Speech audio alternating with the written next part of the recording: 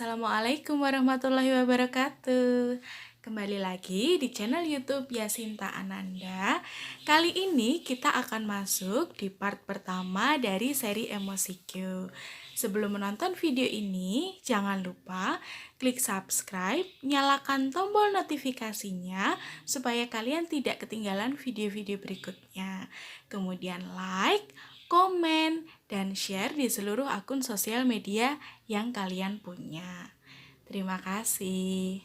Oke, silakan sebelum kita mulai tentang emosi, apa pengertiannya dan bagaimana emosi terbentuk, boleh disiapkan dulu alat tulisnya atau cemilan-cemilannya supaya kita bisa menyimak dengan tenang.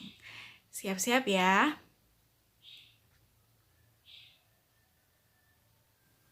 Sebelum kita membahas tentang pengertian emosi, bagaimana sebuah emosi itu bisa terbentuk, saya mau tahu dulu nih, menurut teman-teman, emosi itu apa sih? Coba saya mau tahu pendapatnya, dituliskan di kolom komentar, dan video ini bisa di-pause dulu. Saya tunggu ya. Kita mulai ya.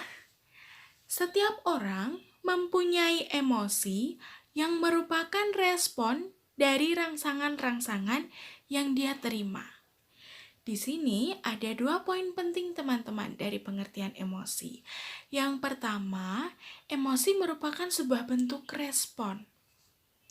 Jadi, emosi itu tidak serta-merta muncul dengan sendirinya.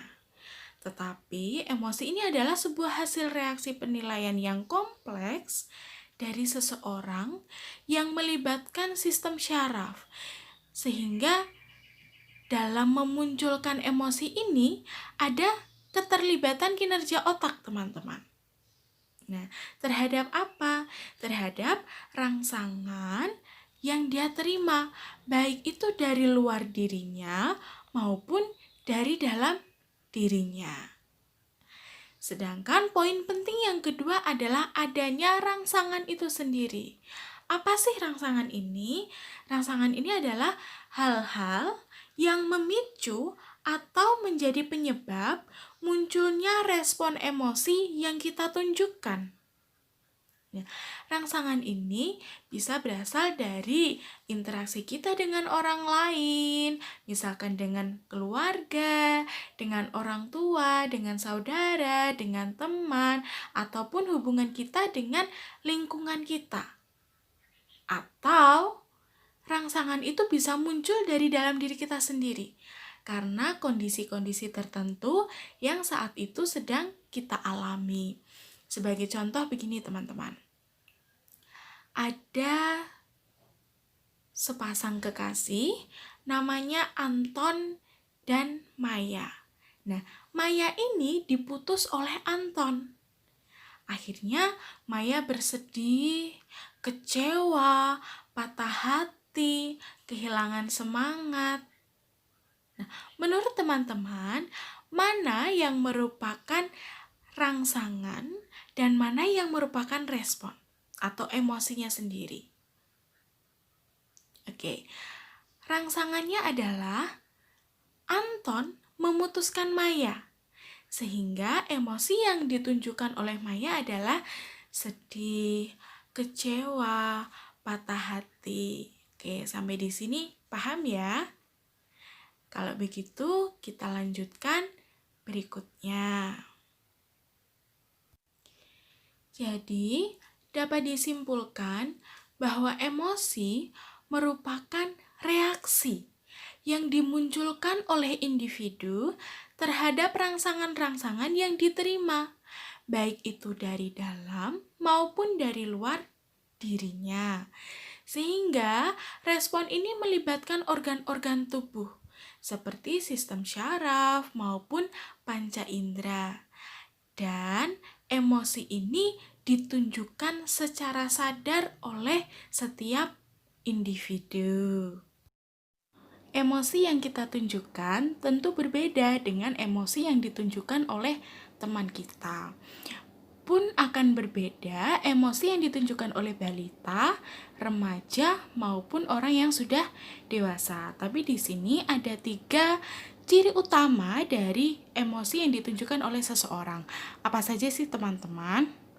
Yang pertama, emosi itu bersifat subjektif. Nah, emosi ini lebih subjektif atau lebih personal daripada peristiwa-peristiwa psikologis yang kita alami, seperti pengamatan dan berpikir. Nah, akan berbeda emosi yang ditunjukkan oleh Anton dan Maya dalam menghadapi masalah putus cinta.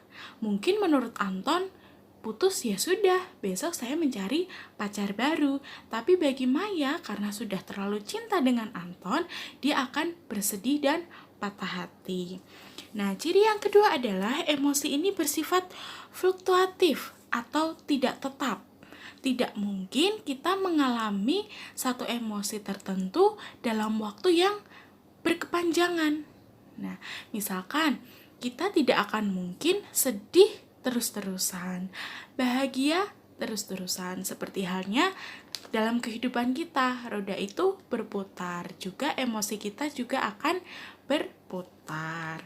Nah, yang ketiga adalah emosi ini sangat bersangkut paut dengan peristiwa pengenalan panca indera. Jadi, emosi yang kita tunjukkan pasti ada kaitannya dengan organ-organ tubuh kita maupun panca indera kita. Pada remaja, emosi yang ditunjukkan akan cenderung berubah-ubah, sulit untuk dikendalikan, dan tidak stabil. Dan ini sangat erat kaitannya dengan ciri-ciri seorang remaja yang sedang berproses untuk mencari jati dirinya. Ini adalah hal yang sangat wajar untuk dialami oleh setiap remaja, karena nanti ketika remaja ini sudah menginjak dewasa atau beranjak dewasa, dia akan mengalami banyak perbaikan dan diiringi dengan latihan kemampuannya untuk mengendalikan dirinya, termasuk mengendalikan emosinya.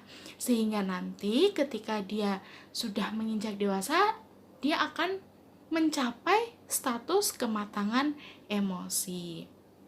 Untuk kematangan emosi sendiri akan dibahas di video yang akan datang.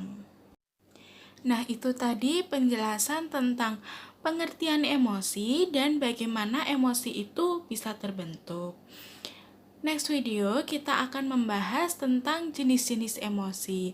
Bagi teman-teman yang ingin bertanya, konsultasi, ataupun sharing, bisa kirim DM di Instagram saya @yasintananda atau bisa menuliskan di kolom komentar. Akhirnya kita sudah menuntaskan part pertama dari seri emosi Q tentang pengertian emosi. Terima kasih teman-teman sudah menyaksikan video ini, and I'll see you on my next video. Bye bye. Wassalamualaikum warahmatullahi wabarakatuh.